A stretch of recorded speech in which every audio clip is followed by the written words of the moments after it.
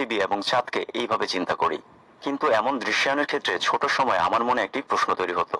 এবং প্রশ্নটি হচ্ছে, এমন ক্ষেত্রে চাঁদ পৃথিবীকে একবার প্রদক্ষিণ করার সময় একটি চন্দ্রগ্রহণ এবং একটি সূর্যগ্রহণ হবার কথা।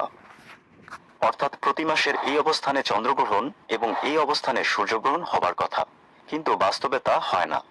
সেই সাথে এমন দৃশ্যায়নের ক্ষেত্রে রাতের বেলায় চাঁদ দেখতে পাবার কথা নয়, কারণ রাতের বেলায় চাঁদ পৃথিবীর ছায়ার মধ্যে অবস্থান করে, আর আমরা জানি চাঁদের নিজস্ব কোনো আলো নেই, সুতরাং রাতের বেলায় চাঁদ দেখতে পাবার কথা নয়।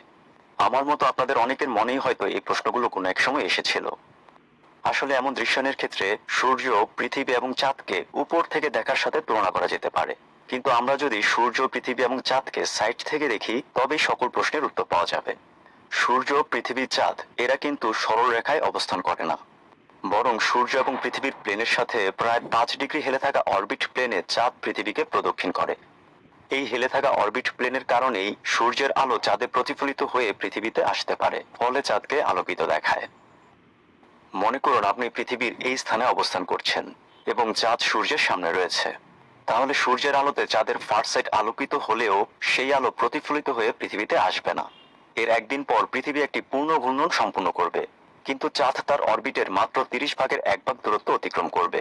এই ক্ষেত্রে চাঁদের অবস্থান এমন হবে যে চাঁদের নিয়ার সাইডের সামান্য অংশ সূর্যের আলোতে আলোকিত হবে, এবং আপনি পৃথিবীর একই অবস্থান থেকে আগের দিনের তুলনায় এবার চাঁদের সামান্য অংশ দেখতে পাবেন।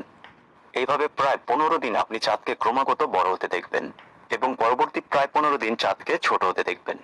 অর্থাৎ প্রায় 30 দিনের ব্যবধানে চাঁদ পূর্ণ হয় আবার ফাঁকা হয়, যাকে বলা হয় চন্দ্রমাস।